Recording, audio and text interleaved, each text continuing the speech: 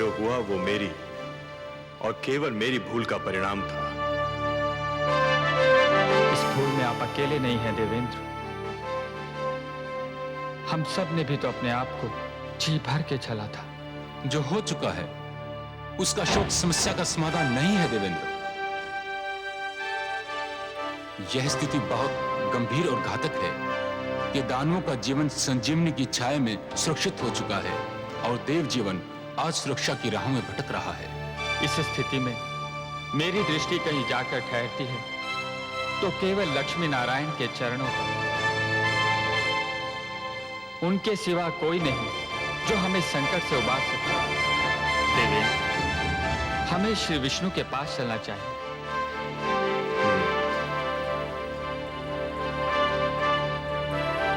अब उनके अतिरिक्त और कौन आश्रय दे सकता है? उनके अतिरिक्त कौन रक्षा कर सकता है? कह दीजिए समस्त देवताओं से, क्या हमें मिलकर भगवान श्री विष्णु के पास जाना है?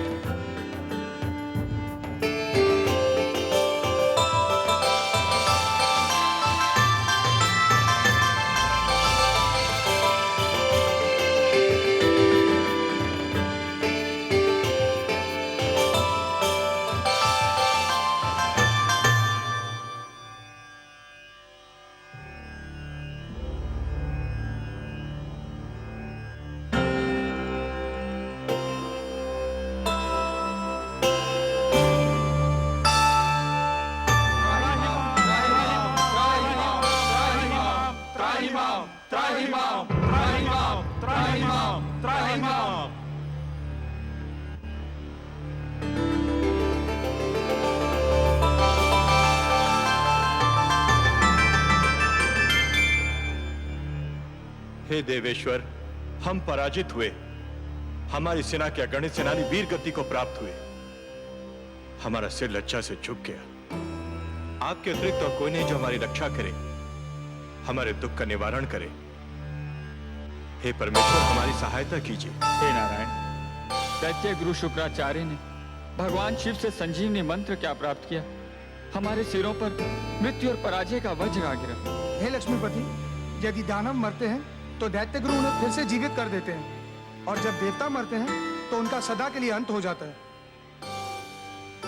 हे सर्वशक्तिमान, यही दशा रही तो देवता घटते जाएंगे, दानव बढ़ते जाएंगे, और एक दिन देवलोक पर दानवों का आधिपत्य हो जाएगा। देव संस्कृति गिर जाएगी तो मानव संस्कृति भी गिर जाएगी। जब हम संजीवनी मंत्र से सुरक्षित नहीं तो मानव तो और भी दुर्बल है। हमें संजीवनी मंत्र से बचाइए प्रभु, हमारी सहायता कीजिए।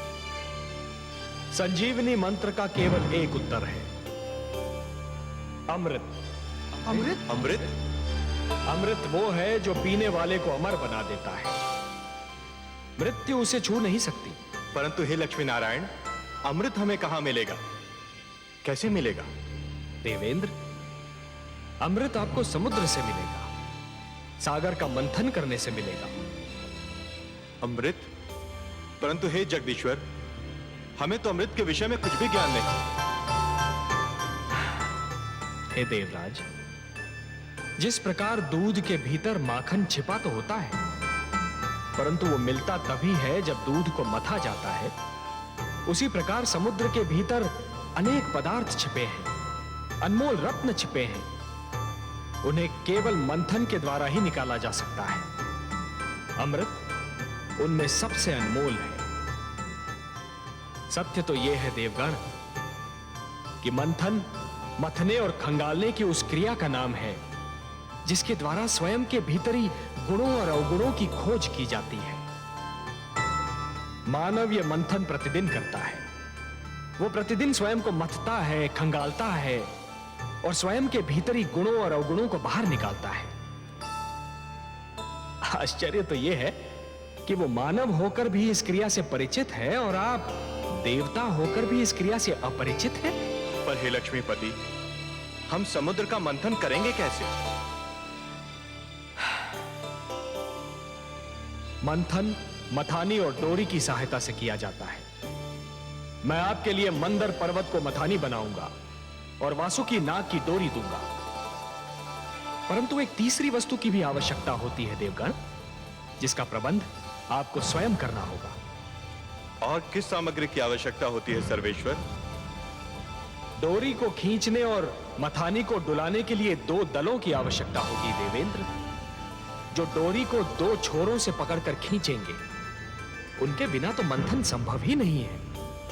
बिल्कुल वैसे ही जैसे दूध मथने के लिए 2 हाथों की आवश्यकता होगी। तो हम देवता आधे एक छोर पकड़कर आधे दूसरा, ये कार्य तो सरलता पूर्वक कर सकते हैं। मंदर की मथानी को डुलाना है देवेंद्र, वासुकी नाग की डोरी को खींचना है। संजीवनी मंत्र के प्रभाव ने आपकी संख्या को घटा दिया है, और आपकी घटी हुई छोटी सी संख्या इतना महान कार्य नहीं कर सकेगी। हे सर्वेश्वर, हम फिर दूसरा दल किसको बनाएं? दानवों को। हाँ, दानवों को। यदि दानव आपका साथ दें तो समुद्र मंथन संभव है, और समुद्र मंथन होगा तभी संजीवनी का उत्तर भी प्राप्त होगा। हे परमेश्वर, ये तो एक असंभव अभियान होगा। सर्वप्रथम तो दानव हमारी बात सुनेंगे ही नहीं, और यदि सुन भी ले तो मानेंगे नहीं। हे कृपा निधान, दानवों को तो अमृत की आवश्यकता भी नहीं, जिसके लिए वो हमसे सहयोग करें। उनके गुरु के पास तो संजीवनी मंत्र की शक्ति है, उन्हें तो यूं भी मृत्यु से मुक्ति मिल चुकी है। हे दीनदयाल, यदि दानव मान भी गए तो दैत्य गुरु शुक्राचार्य उन्हें कभी हमसे सहयोग की अनुमति नहीं देंगे। निस्संदेह नहीं देंगे, और यही तो आप सबके विवेक और बुद्धि की परीक्षा होगी देवगण। आपको दैत्य गुरु शुक्राचार्य को भी अपने तर्क से संतुष्ट करना होगा। पर हे देवेश्वर, उनके आगे हम क्या तर्क रखेंगे? देवेंद्र, आप दैत्य गुरु शुक्राचार्य को यह समझाएंगे कि संजीवनी मंत्र मृत्यु का मात्र क्षणिक उपचार है। संजीवनी जीवन की एक ऐसी कुंजी है जो खो भी सकती है, जो टूट भी सकती है, परंतु अमृत मृत्यु का स्थायी उपचार है। अमृत पान करने वाला मृत्यु पर सदा के लिए विजय प्राप्त कर लेता है। परंतु हे नारायण, इसका अर्थ तो यह हुआ कि हमें दानवों के पास सिर झुकाकर जाना होगा, उनसे सहयोग और सहायता की भिक्षा मांगनी होगी। क्या यह समस्त देवलोक का अपमान नहीं होगा? क्या अपमान में अब भी कोई कमी रह गई है देवराज? शब्दों के जाल में मत उलझिए देवेंद्र, शब्दों के जाल में मत उलझिए। आंधी आए तो आंखें फाड़कर पथ पर आगे बढ़ते रहना कोई बुद्धिमत्ता नहीं है। ऐसे में बुद्धिमत्ता तो वो है कि नेत्र मूंद कर बैठा जाए और आंधी के निकल जाने की प्रतीक्षा की जाए। शस्त्रधारी शत्रु से निहत्थे लड़ना यह कोई वीरता नहीं है देवगण, यह तो आत्महत्या है। ऐसे में वीरता तो यह है कि शत्रु को शांत रखा जाए, यदि आवश्यकता पड़े तो उसकी प्रशंसा भी की जाए, और उससे लड़ने के लिए शक्ति जुटाई जाए। शत्रु से सहयोग और सहायता लेना भी रणनीति का अंश है देवेंद्र। एक प्रश्न अभी रह गया सर्वेश्वर। वो भी पूछ लीजिए। यदि दानवों ने सहयोग देने के लिए यह मांग की कि अमृत उन्हें भी दिया जाए, तब क्या होगा? संजीवनी के साथ अमृत भी उन्हें मिल गया तो उनकी शक्ति दुगनी हो जाएगी। असंभव, असंभव देवेंद्र, असंभव। समुद्र मंथन से अनेक पदार्थ निकलेंगे, अनेक सामग्रियां निकलेंगी, अनमोल रत्न निकलेंगे, उन सब का बंटवारा संभव है, परंतु अमृत पर केवल देवताओं का अधिकार होगा। उसकी एक बूंद पर भी दानवों का अधिकार नहीं होगा। अब यह कैसे होता है, यह देखना मेरा कार्य। यदि दानवों ने अमृत मांगा तो मैं स्वयं बीच में आऊंगा। हे त्रिलोकीनाथ, आप संकट नाशक हैं, तारनहार हैं, हमारे नायक हैं। आपने इस निराशा में आशा का दीप जला दिया। हमें अनुमति दीजिए जगदीश्वर। आपका और माता लक्ष्मी का आशीर्वाद हमारे साथ रहा तो हम अवश्य अपने अभियान में सफल होंगे। हम शीघ्र ही लौटकर दानवों का सहयोग मिलने का समाचार आपको सुनाएंगे। शुभस्य शीघ्रम।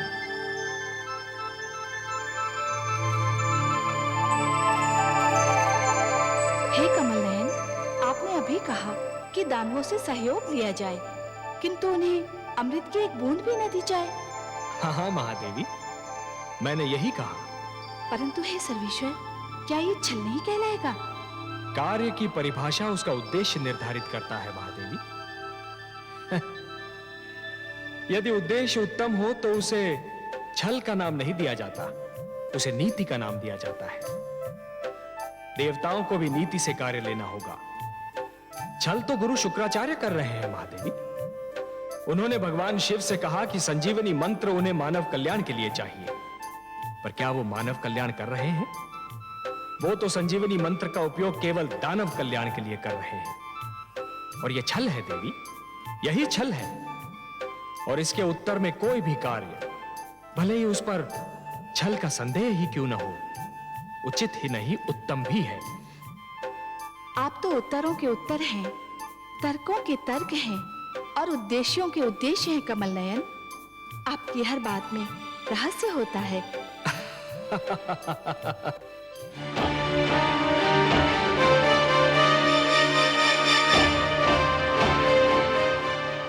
दानवराज की जय हो। देवलोक से देवराज इंद्र अपने सहयोगी देवताओं के साथ पधारे हैं और दानवराज की सेवा में उपस्थित होने की अनुमति चाहते हैं। महाराज विजय से मिलने आए हैं महाराज, बधाई हो। सावधान कालकेतु, उनके आने में अवश्य ही कोई रहस्य है। देवराज और उनके साथी देवताओं को सम्मान सहित सभागार में लाया जाए। जो आज्ञा दानवराज।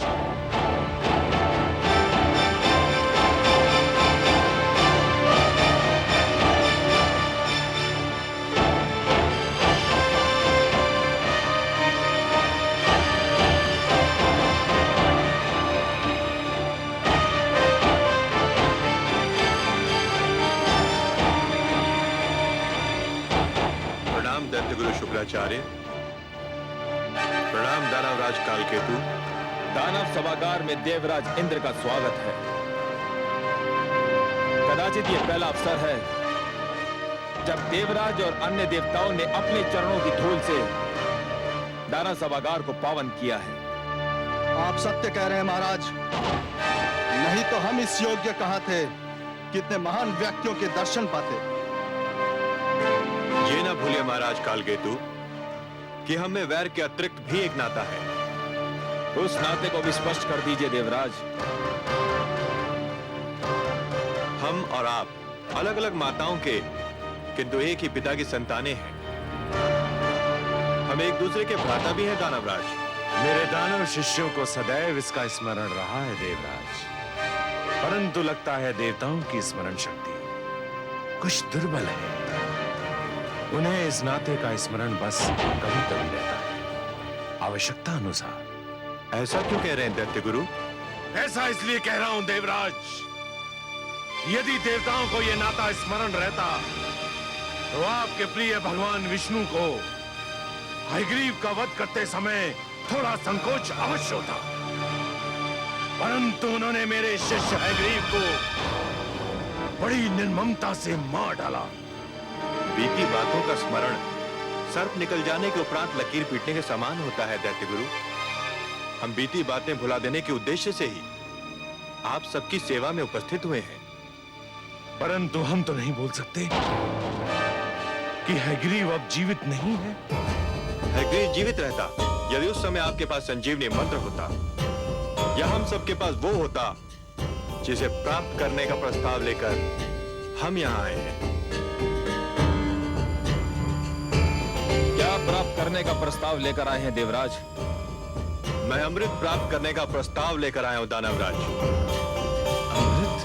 हाँ, अमृत। परंतु उसे प्राप्त करने के लिए हम में और आप में सहयोग और समझौता आवश्यक है। सहयोग, समझौता। जल अग्नि से समझौता करने आया है, मृग सिंह से सहयोग चाहता है। ये कैसी अनोखी बात कर रहे हैं आप देवराज इंद्र? और ये अमृत है किस वस्तु का नाम? अमृत वो अनमोल वस्तु है जिसे पीकर हम सब मृत्यु पर विजय पा सकते हैं। जिसको पीने वाला अमर हो जाता है, मृत्यु उसके निकट भी नहीं आ सकती। मृत्यु तो यूं भी मेरे शिष्यों के निकट नहीं आ सकती है देवराज। आ भी जाए तो उल्टे पांव लौट जाती है। आप भूल रहे हैं कि मेरे पास संजीवनी मंत्र है। दैत्य गुरु शुक्राचार्य, आप महान विद्वान हैं, महाज्ञानी हैं। संजीवनी मंत्र ने आपको इतना शक्तिशाली बना दिया है कि कोई आपके समक्ष सिर नहीं उठा सकता। फिर भी क्या मैं आपसे एक बात पूछ सकता हूं? अवश्य पूछिए देवराज, मैं आपको निराश नहीं करूंगा। ये सत्य है कि संजीवनी मंत्र के कारण दानव मृत्यु के भय से मुक्त हो चुके हैं। उन्हें मृत्यु आ भी जाए तो आप उन्हें पुनर्जीवन प्रदान कर देंगे। परंतु यदि आपको कुछ हो गया तब क्या होगा दैत्य गुरु? आपको तो भली भांति स्मरण होगा कि भगवान शिव ने क्या कहा था। कदाचित आप भूल गए हो तो मैं स्मरण करा दूं कि भगवान शिव ने कहा था कि यह संजीवनी मंत्र एक कल्प में एक ही बार केवल एक ही व्यक्ति को दिया जा सकता है। इसका अर्थ यह हुआ दैत्य गुरु कि यह खेल उसी समय तक सीमित है जब तक आप हैं। यदि आपको कुछ हो गया तो आप यह मंत्र किसी और को नहीं दे सकते कि आपकी मृत्यु की स्थिति में वो आपको पुनर्जीवित कर दे। और हे दानवराज, यदि दैत्य गुरु शुक्राचार्य नहीं रहे तो आप सबका क्या होगा? आप सब भी एक एक करके मृत्यु की गोद में समाते जाएंगे। केवल अमृत ही हम सबको मृत्यु से बचा लेगा।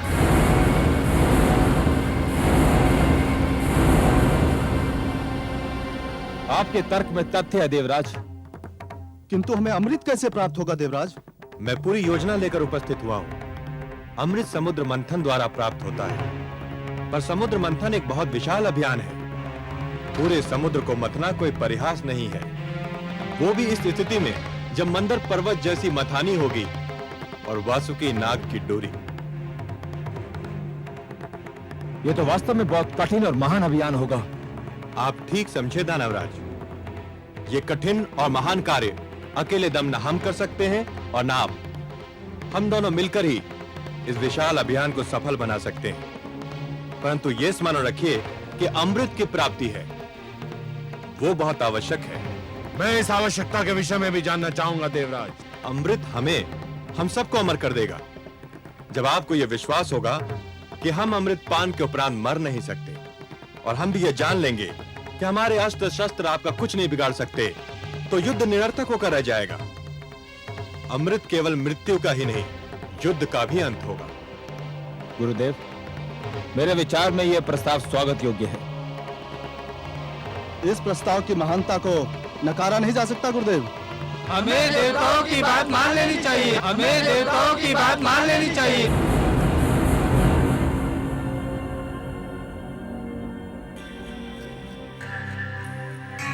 देवताओं से ये आशा रखना कि वो सद्भावना के कारण हमसे सहयोग और समझौता चाहते हैं, मरुस्थल से ये आशा रखने के समान है कि वो मधुबन में बदल जाएगा।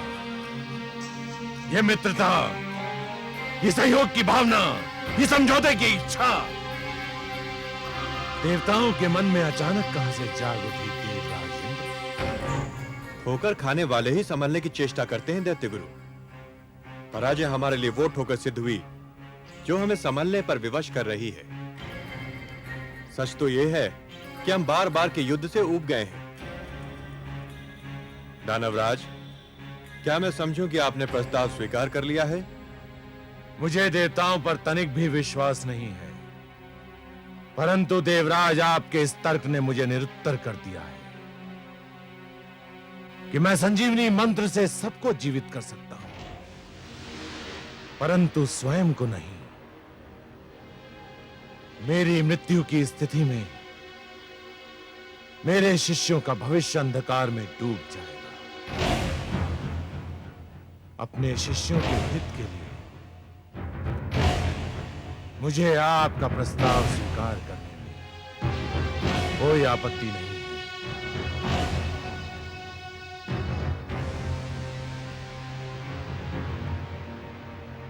हमें आपका प्रस्ताव स्वीकार है देवराज। हम आपको सहयोग देंगे। सागर मंथन होगा, सागर मंथन होगा, सागर मंथन होगा, सागर मंथन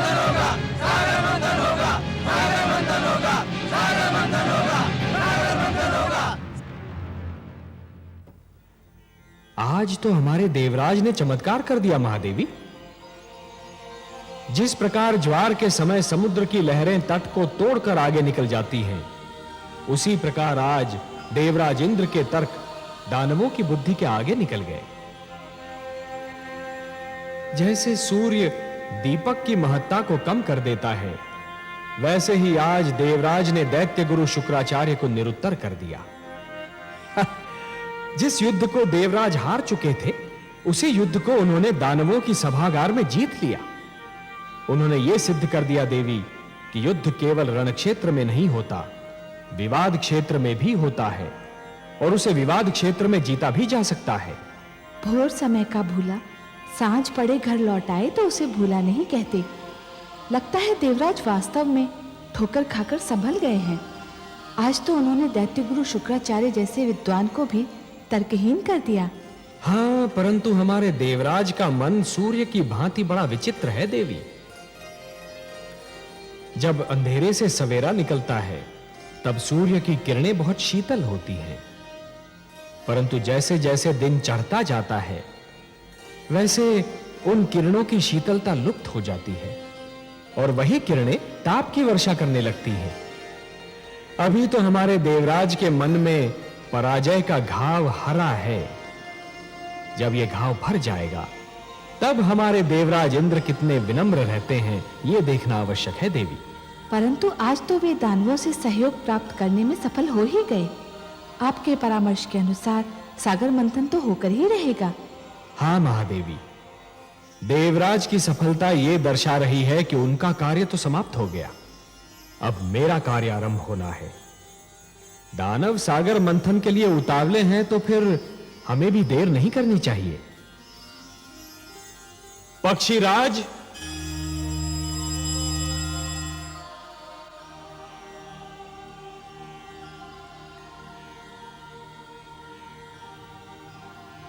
आज्ञा है लक्ष्मीपति।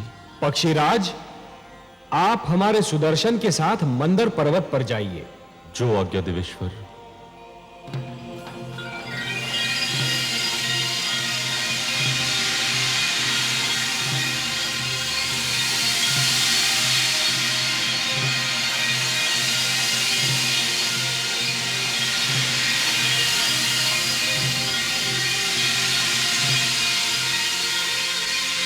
हे सुदर्शन, आप पक्षीराज के साथ मंदर पर जाइए और मंदर पर्वत को जड़ से काट दीजिए।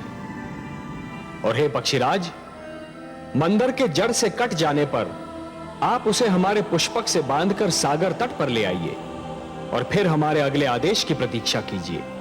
मैं आपके आदेश की प्रतीक्षा करूंगा देवेश्वर।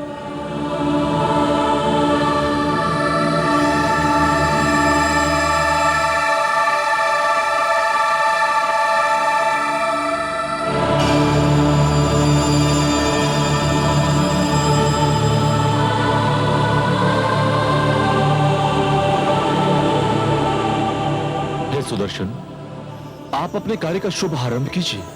मैं पुष्पक लेकर लौटता हूं।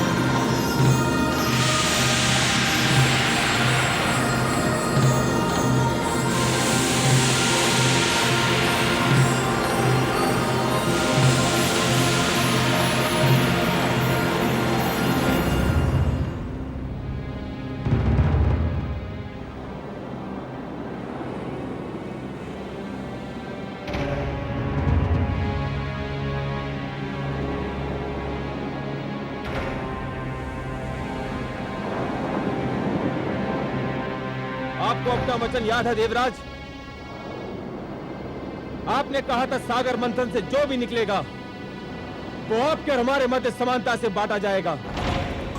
हमने यही निश्चित किया था दानवराज, और हम अब भी अपने वचन पर अडिग हैं। तो फिर ठीक है, सागर मंथन का शुभारंभ होगा।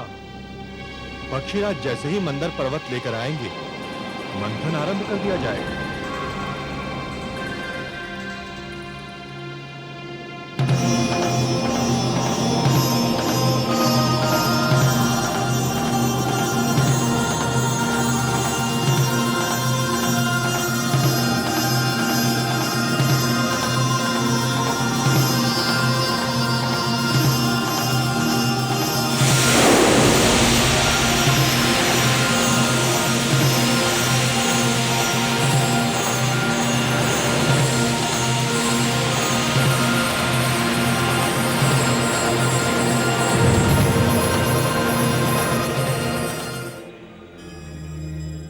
नारायण नारायण। आइए देवर्षि। प्रणाम माता। प्रणाम सर्वेश्वर। प्रणाम। आपने बुलाया मुझे? हाँ देवर्षि, हमें आपका सहयोग चाहिए। हे लक्ष्मी नारायण, ये तो आपकी महानता है कि आप मेरी सेवा को सहयोग का नाम देते हैं। आदेश दीजिए। समुद्र मंथन होने वाला है देवर्षि, समुद्र मंथन। परंतु एक समस्या है। वासुकी नाग का प्रयोग डोरी के रूप में होना है, और मंथन के समय उसके मुख से ऐसी भयंकर अग्नि जैसी फुंकारें निकलेंगी कि जो पक्ष उसके मुख की ओर होगा वो झुलसकर मर जाएगा। ये तो सत्य है प्रभु। समस्या ये है देवर्षि कि यदि दानव मरे तो दैत्य गुरु शुक्राचार्य उन्हें पुनः जीवित कर देंगे, और यदि देवता मरे तो उनकी संख्या कम हो जाएगी और समुद्र मंथन संभव ही नहीं हो पाएगा। ये तो चिंता का विषय है देवेश्वर। इसकी ओर तो मेरा ध्यान ही नहीं। इसीलिए तो मैं ये चाहता हूं देवर्षि कि पाला बांटते समय कुछ ऐसा हो कि वासुकी की दुम की ओर देवता हो और वासुकी के मुख की ओर दानव हो। इसीलिए मैंने आपको थोड़ा सा कष्ट दिया। नारायण नारायण, आपकी लीला धन्य है प्रभु। देवर्षि, ये केवल मेरी लीला नहीं, आपकी बुद्धि की परीक्षा भी है। वासुकी के मुख की ओर दानव और दुम की ओर देवता। बस ये समझिए कि आपकी क्षमता की परीक्षा है ये। आपको परीक्षा लेने में और मुझे परीक्षा देने में जो आनंद आता है, उसका अनुमान केवल मेरी लक्ष्मी माता को है। क्यों माता? नारायण नारायण।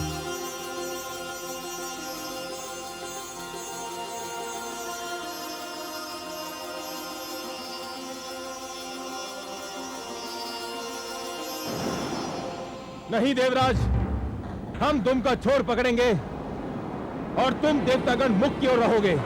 ये नहीं हो सकता। दानव पक्ष वासुकी के मुख का छोर पकड़ेगा और हम दुम की ओर रहेंगे। दानवराज ने जो कह दिया वही होगा। हमारे देवराज के निर्णय भी कोई नहीं बदल सकता। तो फिर समझ लो संधि समाप्त हो गई और समझौता भी टूट गया। नारायण नारायण। आइए देवर्षि, स्वागत है।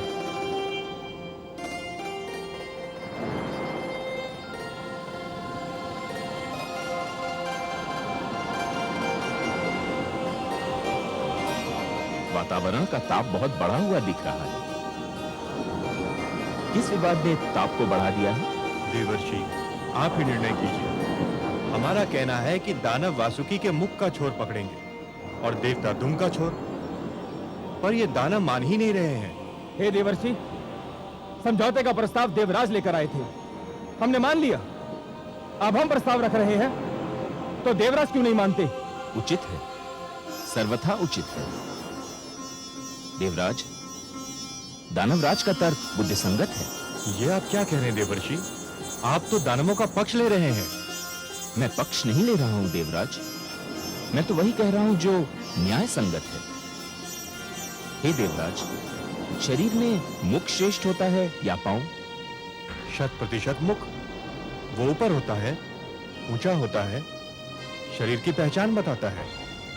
तो फिर तो श्रेष्ठ की ओर उसी को ही होना चाहिए जो स्वयं भी श्रेष्ठ हो। क्या कहना चाहते हैं आप देवर्षि?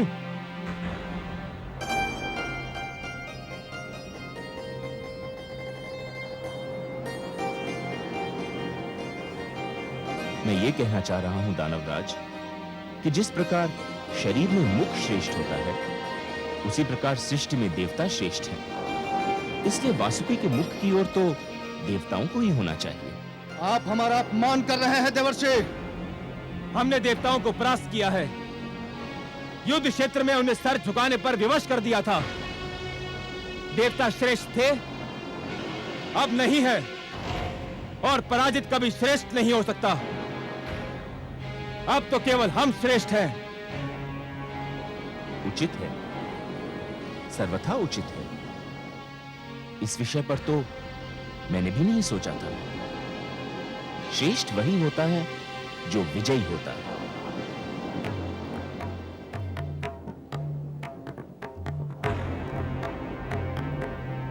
हे देवेंद्र, अब इस कटु सत्य को मान ही लीजिए कि विजयी होने के कारण दानव श्रेष्ठ हो चुके हैं।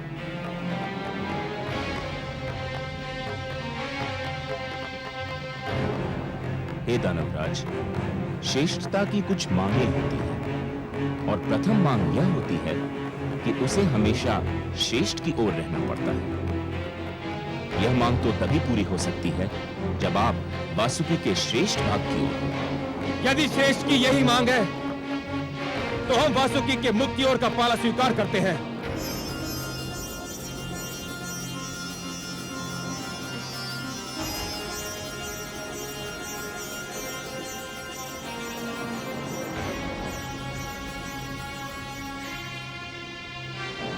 आप वास्तव में श्रेष्ठ हैं दानवराज।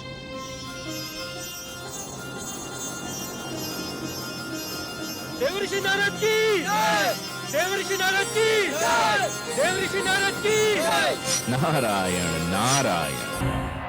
तुम जानते हो कि वासुकी के मुख की ओर रहने से क्या होगा? उसके मुख से ज्वाला के रूप में फुंकारें निकलेंगी और तुम सब झुलस कर रह जाओगे। देवता चतुर हैं और नारद उनसे भी अधिक चतुर। उन्होंने तुम्हें श्रेष्ठ कहकर तुम्हारी प्रशंसा कर दी और तुम उनके जाल में फंस कर रह गए।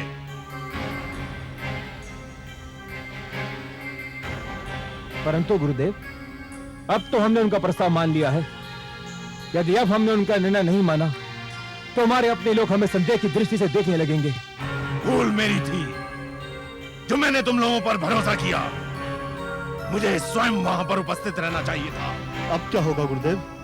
बाण धनुष से निकल चुका है। जाओ, जाकर मंथन आरंभ करो। मुझे स्वयं देवताओं की चतुराई पर दृष्टि रखनी है। जाओ। जो आज्ञा गुरुदेव।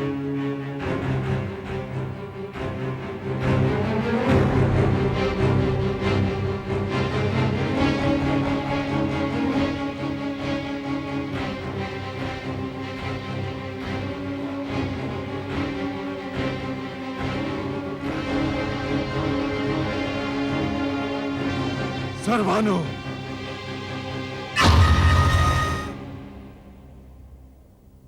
आज्ञा गुरुदेव। सर्वानु, समुद्र मंथन होने जा रहा है। मुझे चिंता है कि देवता जितने चतुर हैं, दानव उतने ही मूर्ख। ना जाने मैं कब से उनकी मूर्खता को चतुराई में बदलने की चेष्टा कर रहा हूं। मुझे विश्वास है कि देवता अमृत के बंटवारे में भी चतुराई अवश्य दिखाएंगे। तो फिर आपका मेरे लिए क्या आदेश है? मैं ये कार्यभार तुम्हें सौंपता हूं। तुम ध्यान रखोगे कि अमृत के बंटवारे में कोई पक्षपात ना हो। जितना अमृत देवताओं को मिले उतना ही दानवों को। आप निश्चिंत रहिए गुरुदेव। मेरे होते हुए कोई असमानता नहीं हो सकती।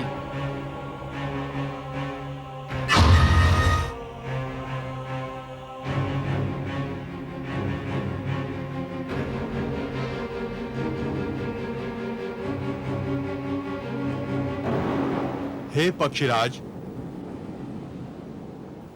अब पर्वत को उठाइए और इसे समुद्र के बीचों बीच रख दीजिए।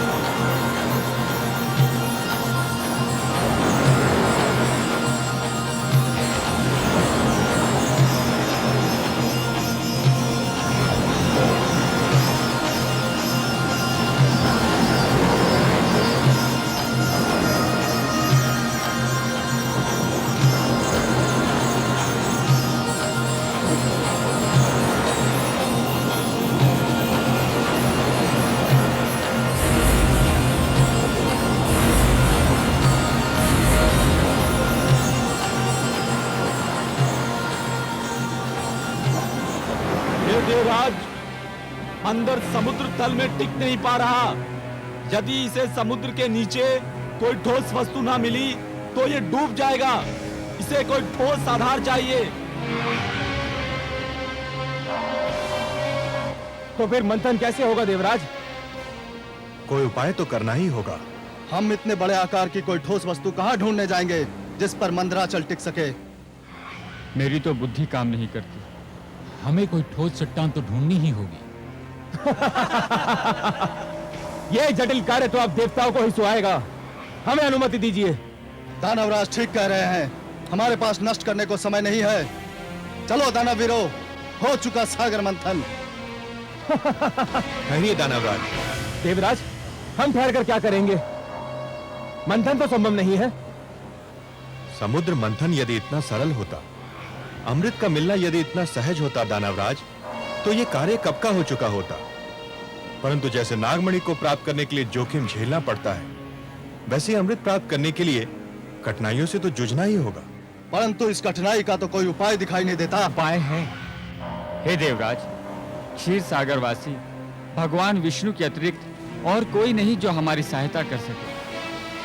हाँ देवराज, केवल वही हमें इस संकट से उबार सकते हैं। हमें लक्ष्मी नारायण से सहायता मांगनी चाहिए। हमें अपने लक्ष्मीपति की स्तुति करनी चाहिए।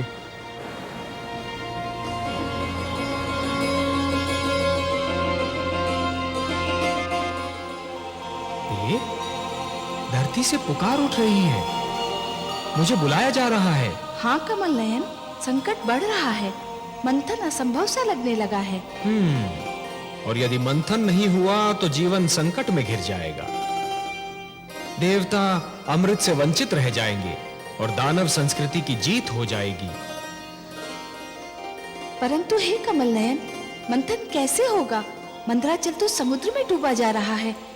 उसे स्थिर करने के लिए कोई महान ठोस वस्तु मिलेगी कहां से भला?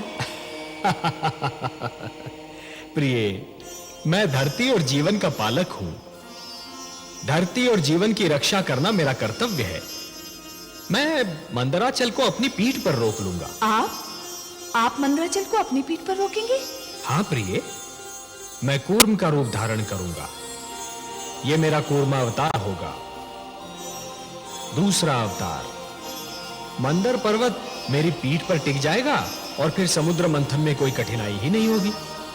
परंतु हे कमल नयन, आपने तो कहा था कि आप मानव लोक पर उसी समय जाएंगे जब मानव कल्याण को कोई संकट होगा। ये तो देवताओं और दानवों का झगड़ा है। इसमें हस्तक्षेप करने के लिए आपको अवतार लेने की क्या आवश्यकता है? हे महादेवी, मैंने कहा ना कि यदि सागर मंथन नहीं हुआ तो दानव संस्कृति जीत जाएगी। और यदि दानव संस्कृति जीत गई तो सर्वप्रथम मानव संस्कृति को मिटा देगी। देवता उनके आगे नहीं टिक पा रहे तो मानव कहां से ठहरेगा? वो तो और भी दुर्बल है। और इसीलिए यह देवताओं और दानवों के झगड़े से अधिक मानव कल्याण का प्रश्न है। मुझे जाना ही होगा। और मैं, क्या मेरे भाग्य में फिर वियोग की घड़ियां लिखी हैं? प्रिय, वियोग के उपरांत जो मिलन होता है उसका आनंद ही कुछ और होता है। वियोग तो मिलन की मिठास बढ़ा देता है प्रिय। और फिर यह वियोग इतना लंबा नहीं होगा। हम शीघ्र फिर मिलेंगे और यह मिलन इतना सुंदर होगा प्रिय कि आप इसे कदापि नहीं भूल पाएंगी। मैं तो वियोग शब्द सुनते ही उदास हो गई थी, परंतु आपके सुंदर मुख से मिलन शब्द सुनते ही मैं आनंद विभोर हो उठी हूं। कैसा होगा अपना ये मिलन कमल नयन? इस बार आप मेरी भुजा में लीन अवश्य होंगी महादेवी, पर आपका जन्म सागर मंथन से होगा। समुद्र मंथन से जो अनमोल रत्न निकलेंगे उन्हीं के साथ आप भी निकलेंगी। हे महादेवी, अमृत और आप, यही दो तो इस सागर मंथन की सबसे सुंदर उपलब्धियां होंगी। आप प्रेम का प्रतीक है, ममता का स्वरूप है, और जीवन के लिए प्रेम और ममता अमृत से कम नहीं देवी। सत्य पूछिए तो प्रेम और ममता तो अमृत से भी कहीं अधिक सुंदर और महान है। अमृत तो केवल देवताओं के लिए होगा देवी, परंतु आप इस सागर मंथन की सबसे महानतम उपलब्धि होंगी, क्योंकि आप ही मानव कल्याण का सर्वश्रेष्ठ साधन बनेंगी।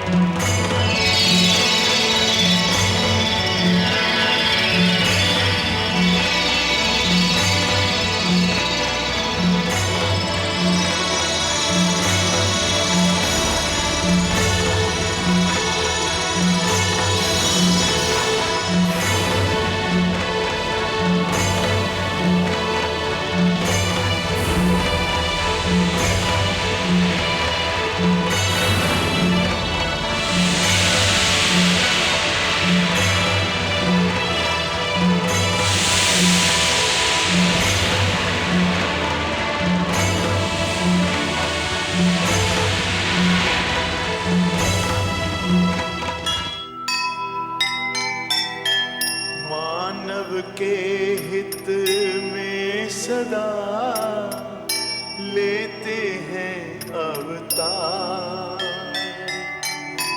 सागर मंथन का लिया नारायण ने भार। लीलाधर भगवान की लीला बड़ी अनूप। धरती के कल्याण को लिया कुर्म का रूप। लिया कुर्म का रूप।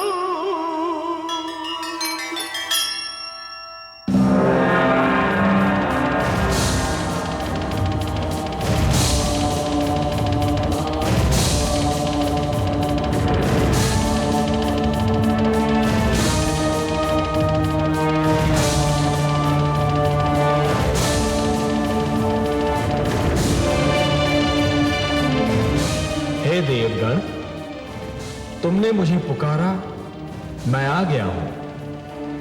यह कूर्म नहीं, स्वयं मैं हूं। मैं सागर तल में जा रहा हूं देवगण। मैं मंदराचल को अपनी पीठ पर धारण करूंगा। फिर मंदराचल कदापि नहीं डूबेगा और तुम देव और दानव सरलता से सागर मंथन कर सकोगे।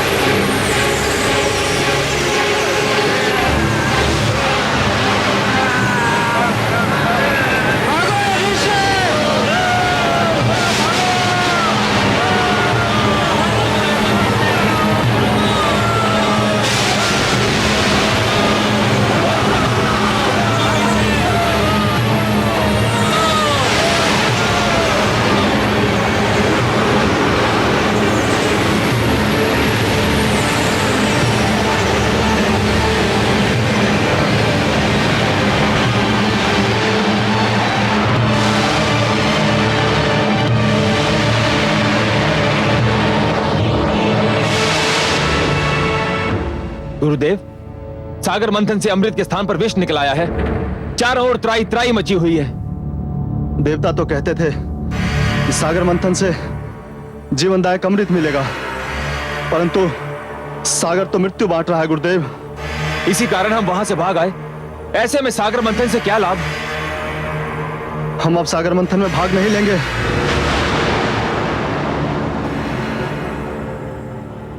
मूर्खता मत दिखाओ। तुमने ये कैसे मान लिया कि सागर मंथन से केवल अमृत निकलेगा, और वो भी सबसे पहले? मूर्खों, इस मंथन से अनेक ऐसे पदार्थ, अनेक ऐसे रत्न निकलेंगे जिसकी किसी ने कल्पना भी ना की हो। परंतु गुरुदेव, अभी तो सागर तट पर जाना मृत्यु को निमंत्रण देना होगा। वहां चारों ओर विषैली वायु के बादल फैले हुए हैं और फैलते ही जा रहे हैं। वहां तो खड़े रहना भी असंभव है। ना जाने ये कैसा विष है। इस विष का नाम है कालकूट, और ये हलाहल है। परंतु तुम क्यों चिंता करते हो? मेरे पास भी संजीवनी मंत्र है, और मैं तुम्हें मरने नहीं दूंगा। तुम सब मेरे आश्रम में ही ठहरो और इस विपत्ति के टलने की प्रतीक्षा करो। तुमसे अधिक तो देवता चिंतित होंगे, क्योंकि देवताओं के लिए मंथन और अमृत तुम्हारी तुलना में अधिक महत्व रखता है। अब देखना है कि वो इस विपदा को टालने के लिए क्या उपाय करते हैं। जो आज्ञा गुरुदेव। रक्षा कीजिए, रक्षा कीजिए।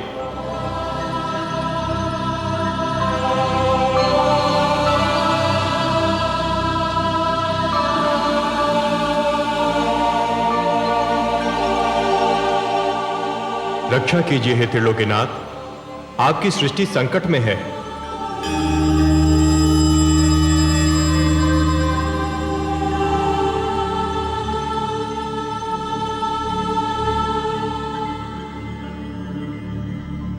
हे विश्वेश्वर, सागर मंथन से जीवनदायक अमृत के स्थान पर प्राणघातक विष निकला है। सृष्टि में हाहाकार मचा है। हे आदि प्रजापति, हे देवगण, जीवन को अमर बनाने के लिए मृत्यु से हर पग पर टकराना तो अवश्य पड़ता है। इसी संघर्ष में तो जीवन का सौंदर्य निहित है। जब शिशु माता के गर्भ में होता है तो उसे हर क्षण मृत्यु से संघर्ष करना पड़ता है। शिशु के जन्म से पूर्व माता भी जीवन और मृत्यु के इसी संघर्ष का अनुभव करती है। परंतु जैसे ही शिशु का जन्म होता है, समस्त सृष्टि मुस्कुराती है।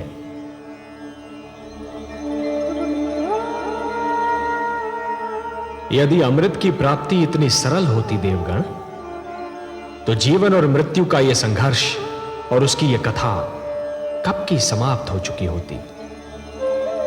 परंतु हे जगदीश्वर, समुद्र में यह विष आया कहां से? यह तो आदि प्रजापति श्री ब्रह्मा की संतान मानव का चमत्कार है। वो जिस वस्तु को भी अपने लिए उपयोगी नहीं समझता, उसे समुद्र की गहराइयों में फेंक देता है।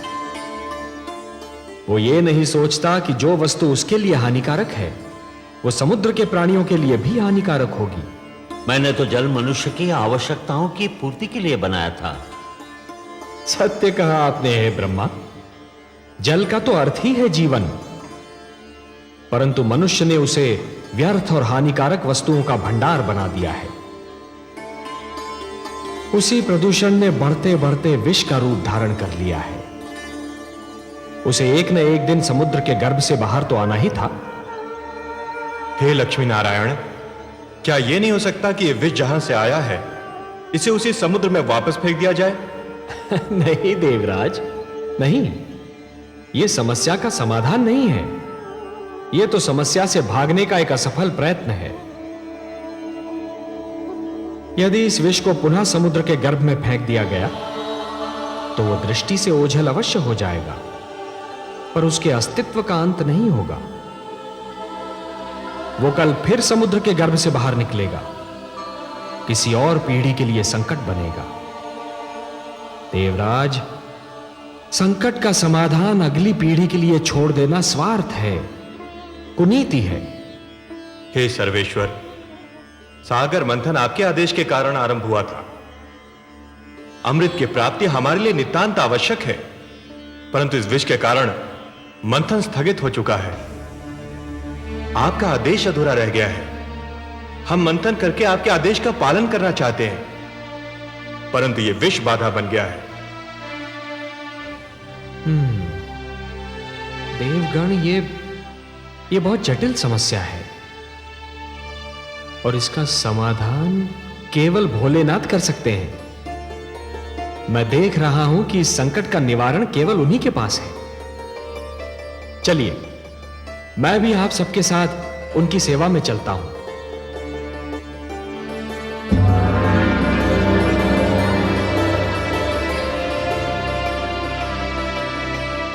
महादेव की जय हो।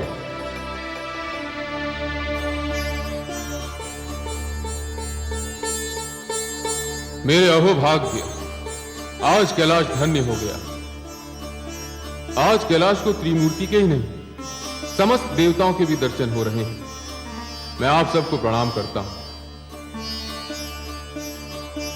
कैलाश पर आप सबका स्वागत करता हूं।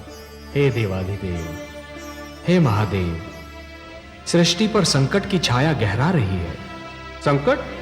हाँ भोलेनाथ, संहार करता तो आप हैं, परंतु आज आपकी इच्छा के बिना मानव जीवन पर संहार का प्रारंभ हो गया है।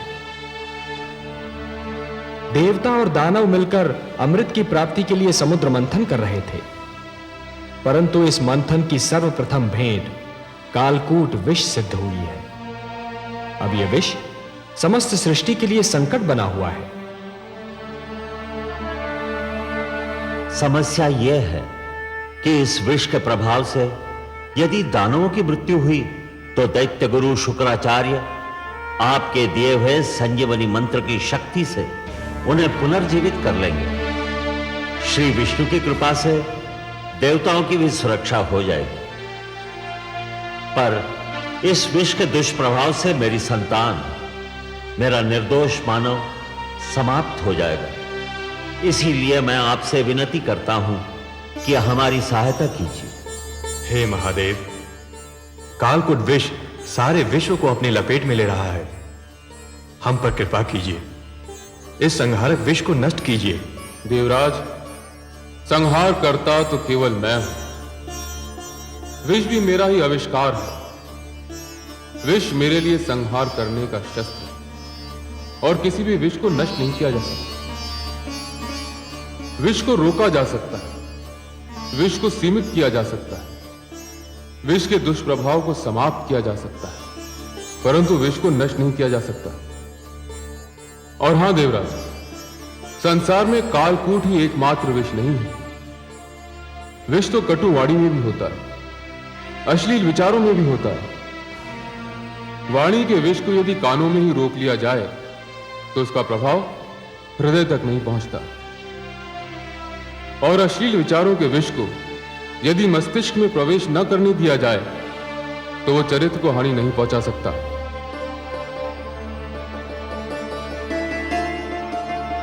जहां अमृत होता है वहां विष का होना तो स्वाभाविक है, परंतु आप धन्य हैं भोलेनाथ, आप धन्य हैं। कालकूट विष का प्रभाव तो आपके सुंदर तर्क ने ही कम कर दिया।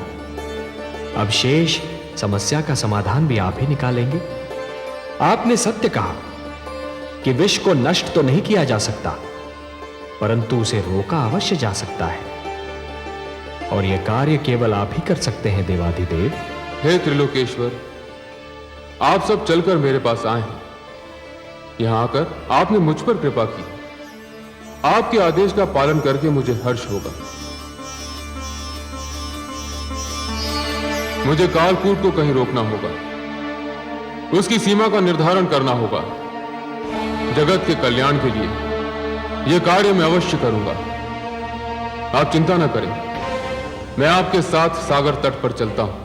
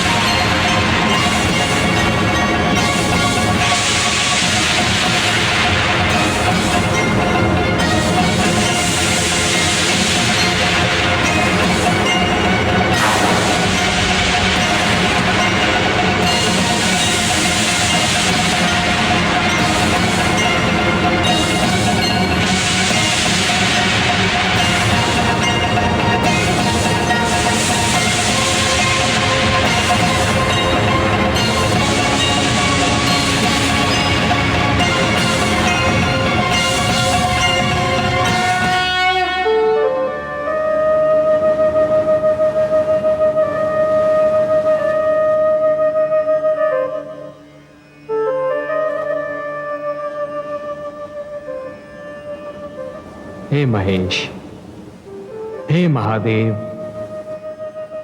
आज आपने कालकूट विष के प्रभाव से सारे संसार को बचा लिया। आपको कोटि कोटि धन्यवाद। आपने समस्त सृष्टि पर उपकार किया है महादेव। आज आपने महान त्याग और महानतम बलिदान का प्रदर्शन किया है। हे भोलेनाथ, आज से आप नीलकंठ हो गए और यह समस्त संसार इस नीलकंठ का सदैव आभार मानेगा। मैं स्वयं आपका ऋणी रहूंगा नीलकंठ, क्योंकि जिन लोगों की रक्षा मुझे करनी चाहिए थी, आज उन सब की रक्षा आपने की है। आज आपने समस्त संसार को यह ज्ञान दे दिया कि जिस प्रकार सूर्य बनने के लिए अग्नि बनना पड़ता है और अग्नि में जलना भी पड़ता है, उसी प्रकार शंकर बनने के लिए विष का प्राशन भी करना पड़ता है। और हे नीलकंठ, इस विष को आपने कंठ तक रोककर यह भी सिद्ध कर दिया कि विष चाहे जैसा भी हो, उसके प्रभाव को रोकना संभव है। इसलिए मैं स्वयं महाविष्णु आपको प्रणाम करता हूं।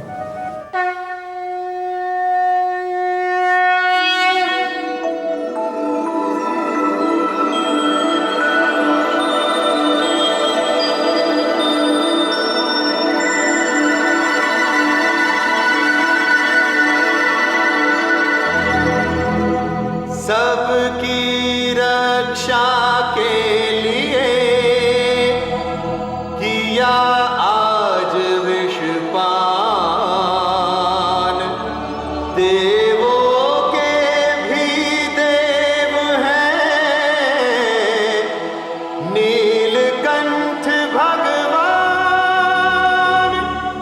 देवों के भी देव हैं नीलकंठ भगवान।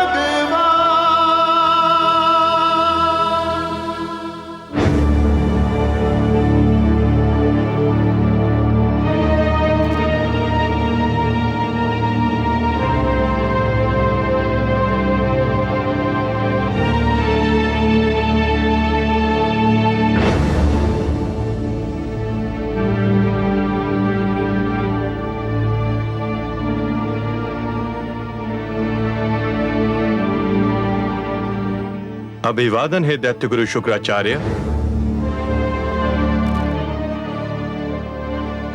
कालकूट का संकट टल गया। श्री शिव शंकर ने कृपा की और उसे अपने कंठ में रोक लिया। मैं जानता था इस संकट का निवारण केवल मेरे महादेव ही कर सकते हैं और वही करेंगे। जय भोलेनाथ। तो अपने शिष्यों को सागर तट पर चलने की आज्ञा दीजिए। रुका हुआ सागर मंथन पुनः आरंभ होना है। अवश्य देवराज, अवश्य। आप चलिए, मेरे शिष्य थोड़े समय में आपसे आ मिलेंगे।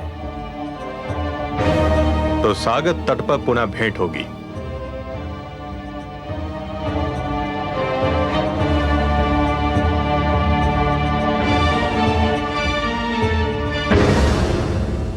गुरुदेव, क्या मैं पुनः जाना होगा?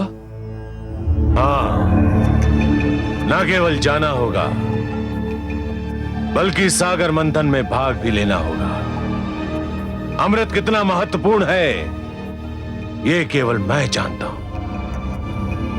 देवराज इंद्र की बात भूल गए तुम? संजीवनी मंत्र जितना तुम्हारे लिए आवश्यक है, अमृत उतना ही मेरे लिए आवश्यक है। तुम सब तुरंत सागर तट पर पहुंचो।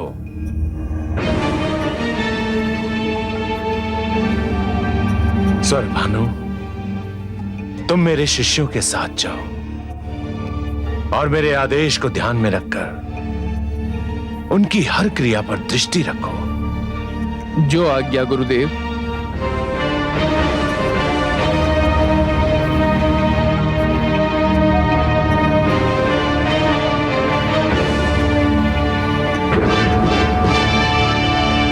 देवराज, हम आ गए। मंथन आरंभ कीजिए। हम तो प्रस्तुत हैं कालकेतु। हमें केवल आपकी प्रतीक्षा थी। देवताओं, सागर मंथन का शुभारंभ कीजिए।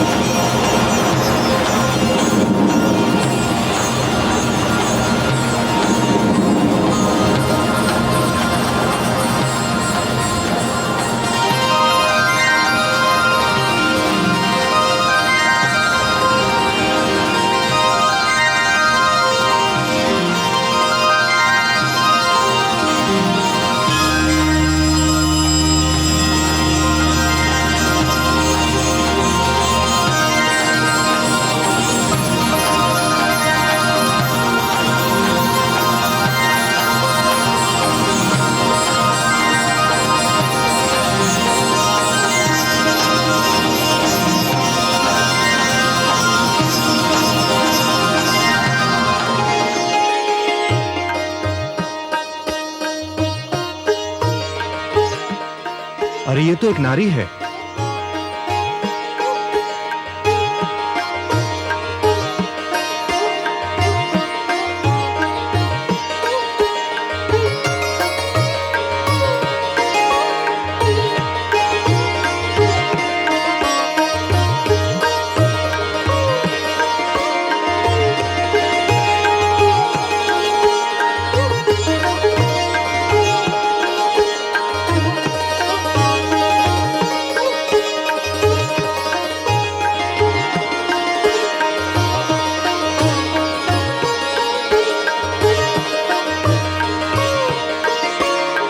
हर्षल, इतनी सुंदर नारी कभी देखी थी पहले?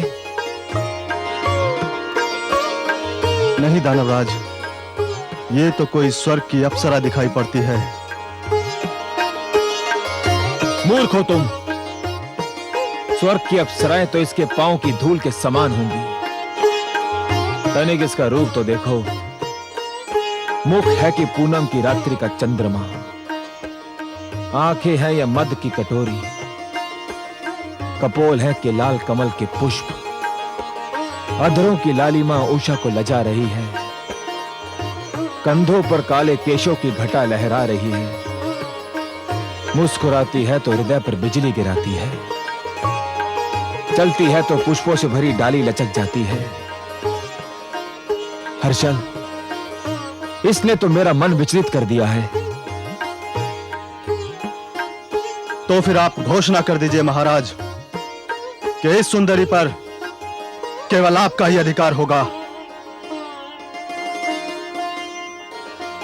इस सुंदर नारी पर हमारा अधिकार है देवराज। कदापि नहीं। क्यों? निर्णय तो यही हुआ था, मंथन से जो भी वस्तु निकलेगी वो देवताओं और दानवों में आदि आदि बांट दी जाएगी। हाँ, यही निर्णय हुआ था, किंतु यह वस्तु नहीं है, प्राणी है, नारी है, स्त्री है। इसका विभाजन नहीं किया जा सकता। मैं कब कहता हूं कि इसका विभाजन किया जाए? मैं स्वयं इसे इसी रूप में प्राप्त करना चाहता हूं जिस रूप में दिखाई दे रही है। निर्णय बहुत सरल है देवराज, यह सुंदरी हमें दे दो। इसके उपरांत मंथन से जो भी निकलेगा वो तुम देवतागण ले लेना। दानवराज बिल्कुल ठीक कह रहे हैं। ये केवल नारी और सुंदरी नहीं है, देवी है। और देवी केवल देवताओं की संगति में रह सकती है, दानवों की संगति में नहीं। तुम हट कर रहे हो देवराज। यह हट का नहीं, सिद्धांत का प्रश्न है। यह देवी तुम्हें नहीं दी जा सकती। तो फिर हम समझौते के अंत की घोषणा करते हैं देवराज। हम समझौता समाप्त नहीं करना चाहते, परंतु यदि यही एक मार्ग रह गया है तो हमें स्वीकार है। समझौते के अंत का दूसरा अर्थ समझते हो देवराज? समझौते का अंत युद्ध का आरंभ होता है। अब हमारी भेंट युद्ध क्षेत्र में होगी। आपकी इच्छा दानवराज, तुम हमें युद्ध के लिए तैयार पाओगे।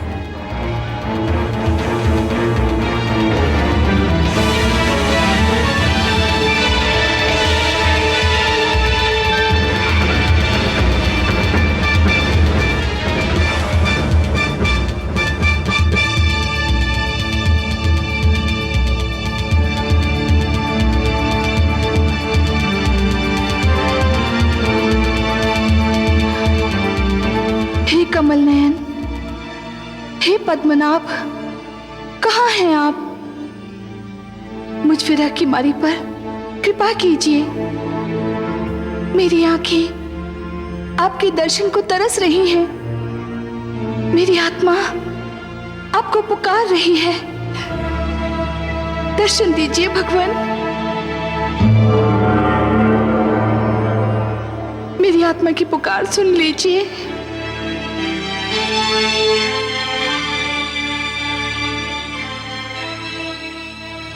महादेवी, कमल नयन, आपने हमें पुकारा, हम आ गए आपके पास। कमल नयन, आपने मुझे अपनी भुजाओं में ग्रहण करते समय कहा था कि इस बार हमारा मिलन बहुत ही मधुर होगा। हाँ देवी। परंतु धरती पर मुझे आपसे दूर करने की चेष्टा की जा रही है। देवता और दानव मुझे आपसे छीनने के लिए तत्पर हैं, एक दूसरे से युद्ध करने के लिए तैयार हैं। हे कमल नयन, सागर से निकलते ही सबसे पहले मुझे आप ही का ध्यान आया था। आपसे क्षणिक वियोग भी मुझसे सहन नहीं होता। हे महादेवी, उपवन के भाग्य में वसंत का सुख सदैव नहीं होता, उसे पतझड़ का दुख भी झेलना पड़ता है। उसी प्रकार जीवन में भी मिलन का आनंद सदा के लिए नहीं छाया रहता देवी। वियोग की घड़ियां भी आती हैं। तो कब बीतेंगी यह विरह की घड़ियां? मैं तो आप ही की हूं, आप ही के लिए बनी हूं। आपसे दूर रहने का विचार भी मुझसे सहन नहीं होता। हे महादेवी, इस बार आप मंथन में सागर पुत्री के रूप में जन्मी हैं, इसलिए आप धरती के नियमों के अधीन हैं। मैं इन नियमों को तोड़ नहीं सकता देवी। धरती के सारे प्राणियों की भांति आपके भाग्य विधाता भी ब्रह्मा है। आपके भाग्य में क्या लिखा है ये तो केवल वही बता सकते हैं। तो मैं ब्रह्मा जी के पास जाऊंगी, उनसे पूछूंगी कि मुझ पे ये अत्याचार क्यों किया जा रहा है, मुझे अपने नारायण से क्यों दूर किया जा रहा है।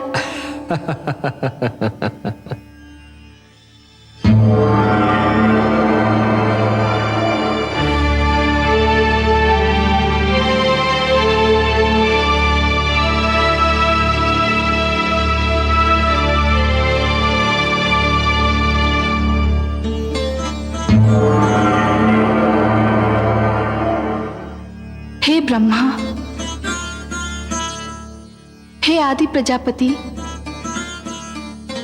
हे विधाता, मेरा जीवन कांटों की शैया बन गया है। विरह की अग्नि मेरे तन मन को फूंक रही है।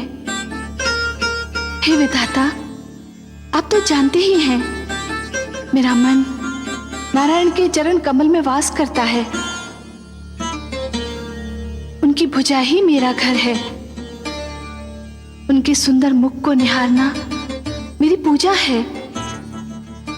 उनसे दूर बीता एक पल मेरे लिए युग के समान है। फिर मुझे उनसे दूर क्यों किया जा रहा है? सागर तट पर मेरे लिए युद्ध की घोषणा कर दी गई है। आपके लिए युद्ध की घोषणा? हाँ विधाता, मेरे लिए युद्ध घोषित किया गया है। देवता और दानव मेरे लिए झगड़ रहे हैं। देवता चाहते हैं कि मैं उनकी संगति में रहूं और दानवों की इच्छा है मैं उनकी संपत्ति बन जाऊं। हे विधाता, आपने मेरे भाग्य में क्या लिख दिया जो ये अत्याचार मुझ पर हो रहा है? हे देवी, अवश्य ही ये अत्याचार है, परंतु मैंने आप ही के लिए नहीं, हर नारी के लिए एक नियम बनाया है। वो नियम यह है कि नारी पर उसकी इच्छा जाने बिना कोई अपना अधिकार नहीं जमा सकता। पर वे जमा रहे हैं अधिकार। वे भ्रम में हैं, वे मेरे नियम को तोड़ रहे हैं। मैं ऐसा नहीं होने दूंगा। चलिए, मैं आपके साथ चलता हूं, उनका भ्रम दूर करता हूं।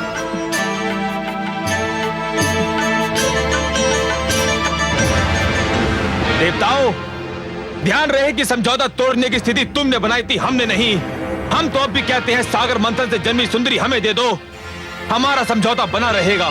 यह संभव नहीं कालकेतु, हम तुम्हारी ये मांग नहीं मान सकते। इसके लिए यदि युद्ध होता है तो हमें कोई चिंता नहीं। चलो वीरो, आक्रमण करो।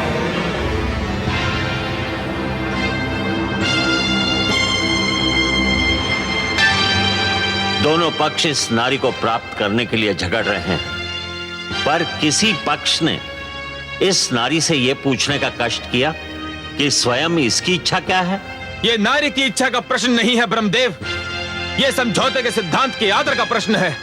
नहीं, यह हर स्त्री के अधिकारों का प्रश्न है। अपने लिए किसी को स्वीकार या अस्वीकार करने का निर्णय केवल नारी कर सकती है। स्त्री कोई वस्तु नहीं जिसे बांट लिया जाए। समुद्र मंथन से निकली ये नारी मेरी सहोदरा है, मेरी बहन है। ये सागर पुत्री किसे स्वीकार करेगी, इसका अधिकार मैं इसी को देता हूं। आज मैं एक नई प्रथा के शुभारंभ की घोषणा करता हूं। यह स्वयंवर की प्रथा होगी। स्वयंवर? हाँ, स्वयंवर, जो हर नारी का अधिकार होगा। अपनी इच्छा से अपनी पसंद का वर चुनने का अधिकार। इस सागर पुत्री के हाथों में एक पुष्पमाला होगी। यह पुष्पमाला इसके मन की इच्छा की प्रतीक होगी। फिर यह सागर पुत्री जिसके गले में यह माला डाल देगी, समझा जाएगा उसी को इसने अपना वर चुन लिया। मैं समस्त देवता और दानव समाज को इस सागर पुत्री के स्वयंवर समारोह में भाग लेने का निमंत्रण देता हूं।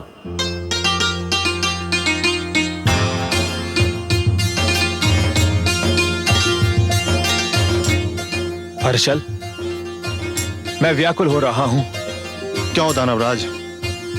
न जाने ये चंद्रमुखी, ये मृगनयनी किसे चुनेगी? आपको ही चुनेगी दानवराज। ये तुम कैसे कह सकते हो हर्षल? है तो नारी ही दानवराज, और नारी केवल उसी को चुनती है जिसके पास शक्ति होती है। भुजाओं की शक्ति या धन की शक्ति, और ये दोनों ही शक्तियां आपके पास हैं। दानवराज, आपने देवताओं को परास्त किया है। नारी विजय का हाथ छोड़कर पराजय का हाथ कदापि नहीं थामती। आप विश्वास रखिए दानवराज, ये सुंदरी केवल आपको ही चुनेगी।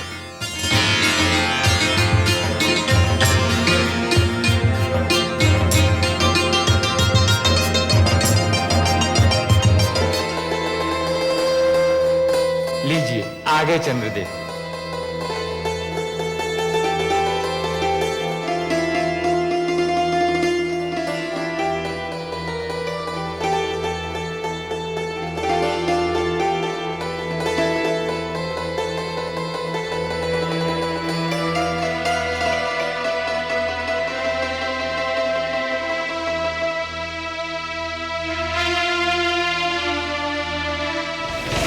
हे ब्रह्मा,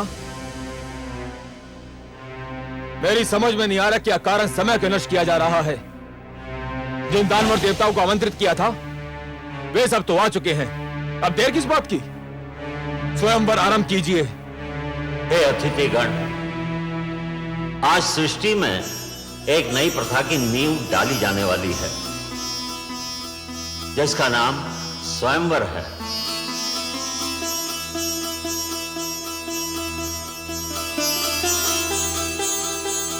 अर्थात अपनी इच्छा से अपने लिए वर चुनने का अधिकार केवल कन्याओं को प्राप्त होगा।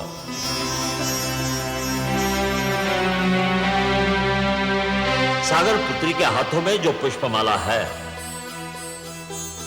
इसे ये उसी के गले में डालेंगी जिसको ये अपने योग्य समझेंगी, जो इनका मन भावन होगा।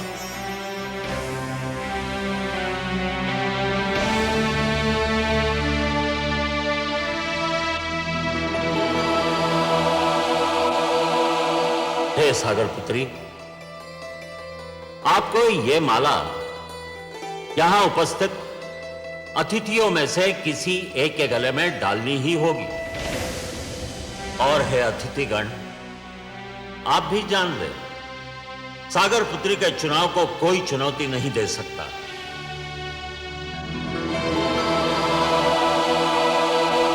ये जिसे चुनेंगी उसी को इनका अंतिम निर्णय समझा जाएगा। उस पर कोई विवाद नहीं करेगा, किसी को भी आपत्ति करने का अधिकार नहीं होगा। हे देवी, मैं स्वयंवर समारोह के आरंभ की घोषणा करता हूं। आगे बढ़िए और जिसे आप अपने योग्य समझें उसके गले में यह पुष्पमाला डाल दें।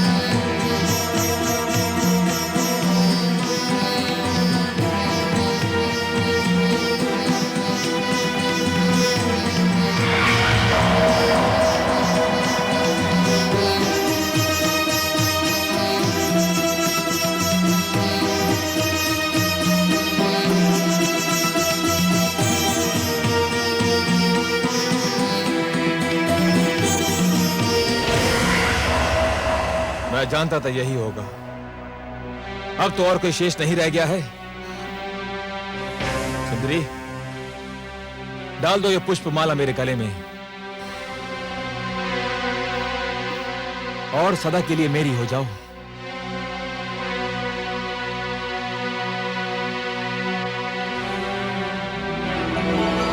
सुंदरी, इतना विलंब क्यों?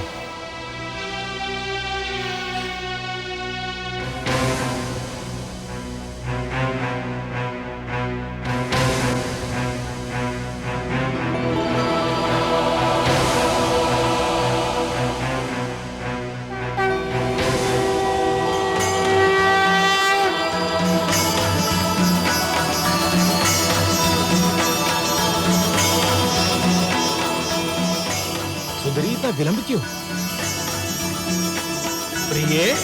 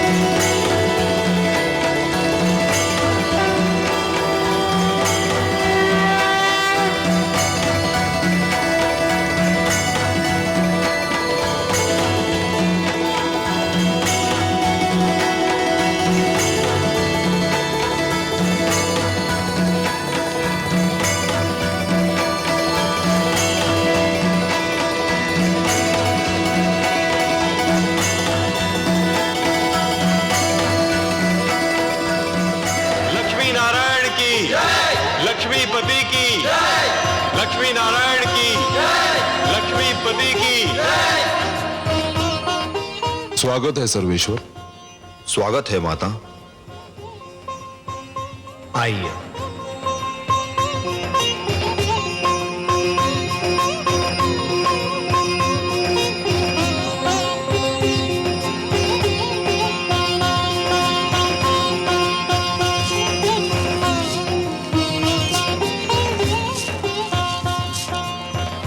हमने आपसे कहा था ना महादेवी कि इस बार हमारा मिलन बहुत मधुर होगा। ऐसा जिसे आप कदापि नहीं भूल पाएंगी। कैसा लगा आपको ये मिलन? बहुत सुंदर, बहुत मधुर, अनुपम। किंतु हे कमल नयन, जब तक आप नहीं आए थे मेरे हृदय की गति रुकी जा रही थी। एक क्षण का भी और विलंब करते आप तो।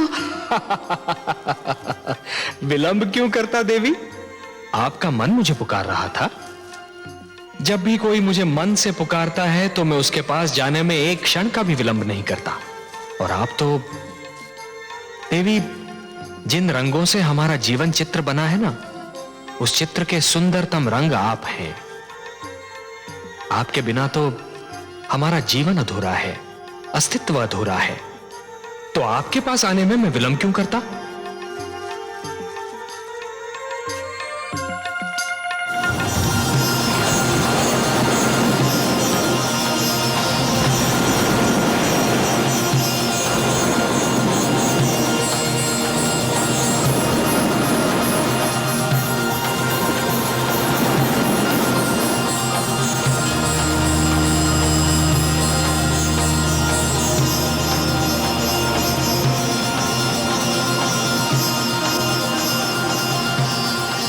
चित्ररथ वो देखो।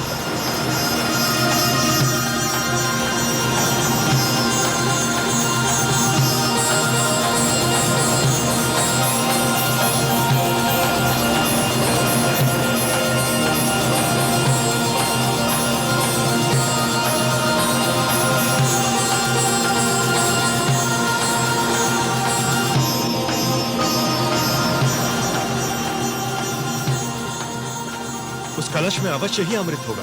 अमृत? अमृत?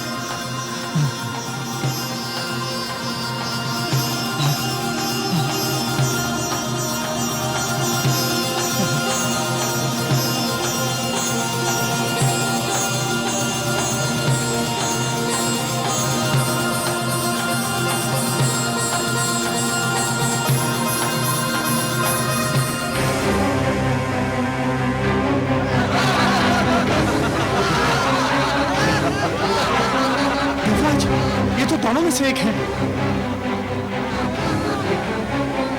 हमारे साथ धोखा हुआ है।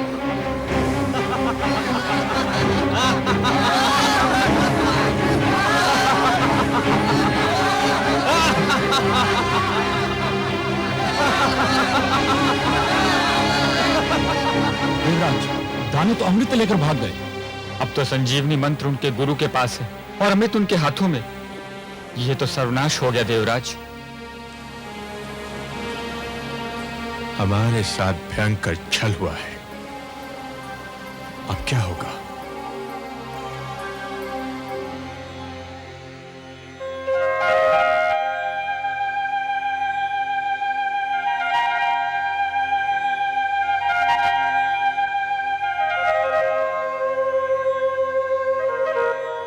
हे जगदीश्वर, ये तो अनर्थ हो गया। दानव अमृत कलश लेकर भाग गए। संजीवनी और अमृत दोनों की शक्ति पाकर तो वे समस्त सृष्टि का सर्वनाश कर डालेंगे। असंभव, यह असंभव है देवराज।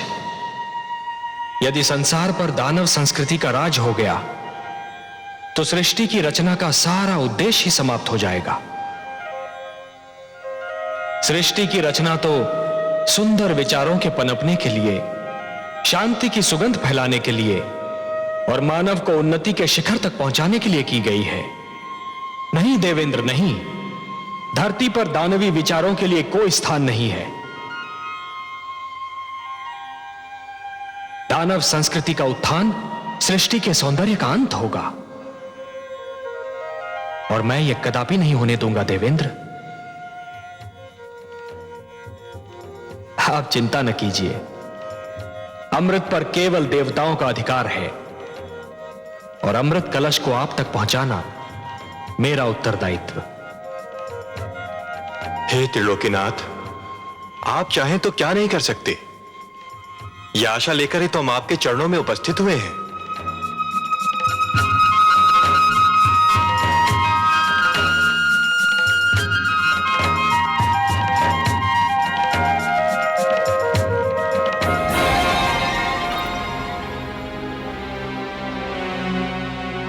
हे स्वर भानु, हम तुम्हारे आभारी हैं। आज तुम्हारे कारण देवताओं को ज्ञात हो गया कि यदि हम दानव छल पर उतर आए तो देवता हमारे आगे ठहर नहीं सकते। छल विद्या में हम दानव देवताओं से कहीं आगे हैं।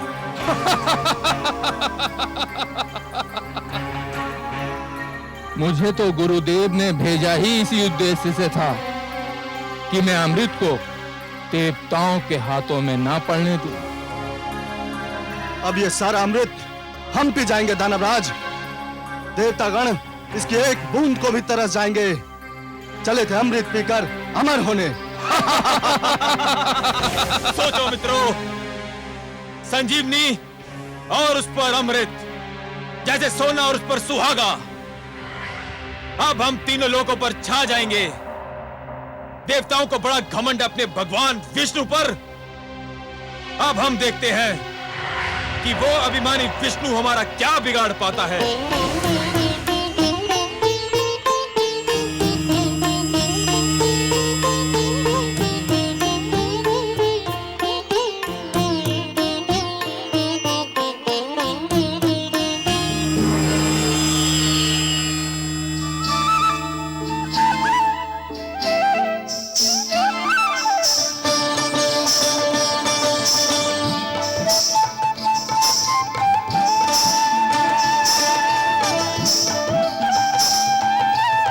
कलश स्वर भानु और अमृत का वितरण आरंभ करो।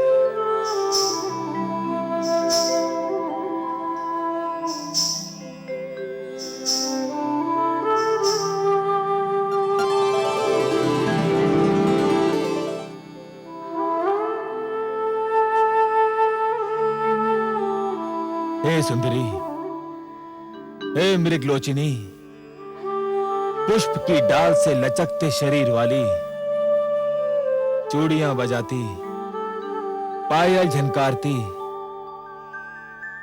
हमारे मन पर बिजली गिराती, किस लोक की वासी हो तुम और क्या नाम है तुम्हारा?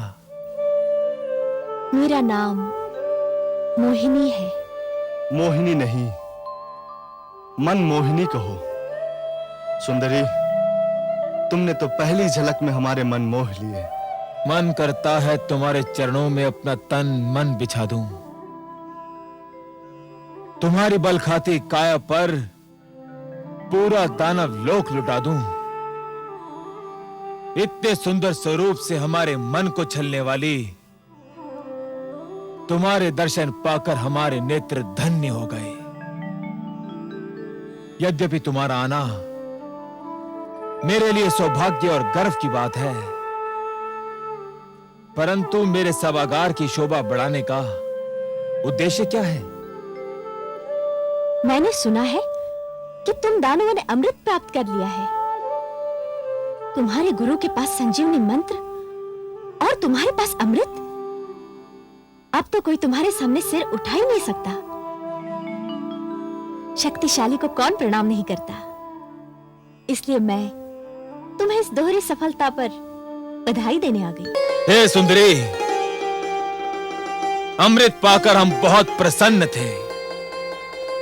तुम्हारा ये रूप, तुम्हारा ये छल बल, तुम्हारी ये मन को गुदगुदाती मुस्कान किसी अमृत से कम नहीं। यदि तुम ये अमृत हमें अपने हाथों से पिला दो तो इसकी मिठास और भी बढ़ जाएगी। तुम्हारे स्पर्श की मिठास अमृत में घुल जाएगी तो इसका स्वाद और भी बढ़ जाएगा। मैं आपकी आज्ञा कैसे टाल सकती हूँ दानवराज?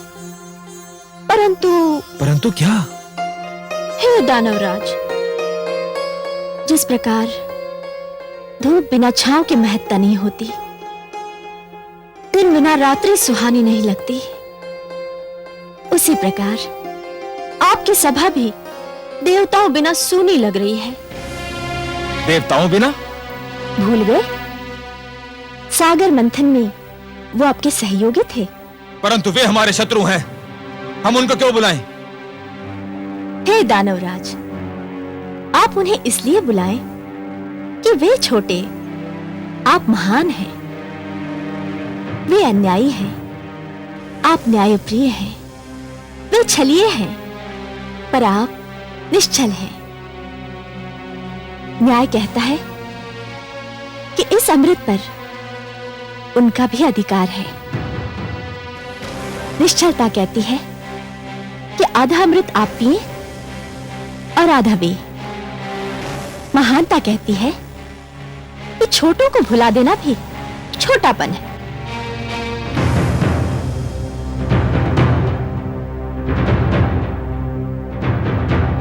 हे कमल नयनी, तुमने हमारे मन को हर लिया है। तुम्हारी बात टालना हमारे वश की बात नहीं। और चल, देवताओं को बुलाया जाए।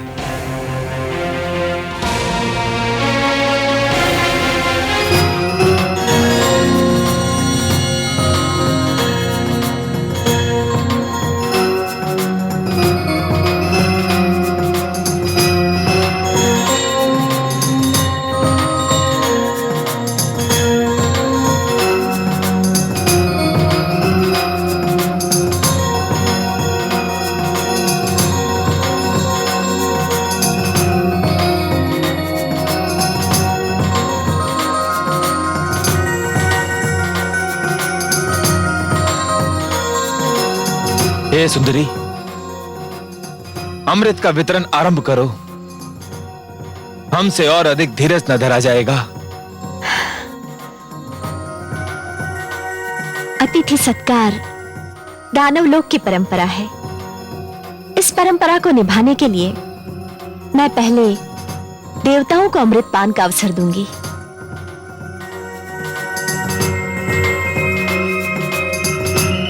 जैसे तुम्हारी इच्छा।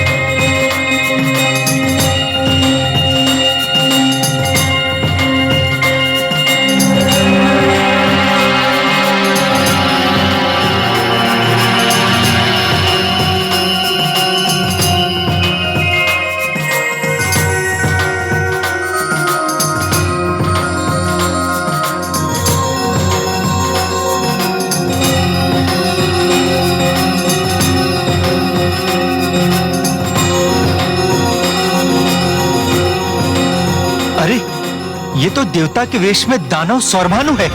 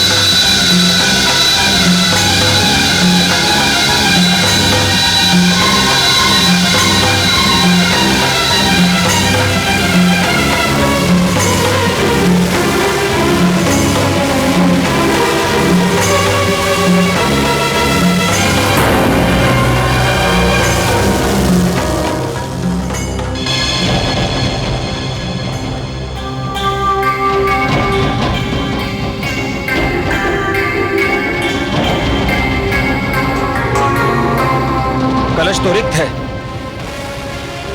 विष्णु ने सारा अमृत देवताओं को पिला दिया। छल, महाछल! विष्णु ने एक बार फिर हमसे छल किया, हमें मोहिनी बनकर ठग लिया। विष्णु, सावधान! मैं यहां हूं कालकेतु।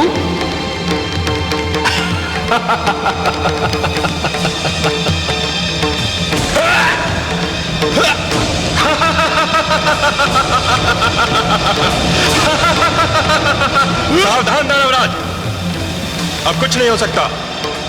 स्मरण है, हम अमृतपान कर चुके हैं। अमृतपान, हम सभी अमर हैं। अब तुम, तुम्हारे शस्त्र और तुम्हारी सेना हमारा कुछ नहीं बिगाड़ सकते, कुछ भी नहीं बिगाड़ सकते कालकेतु।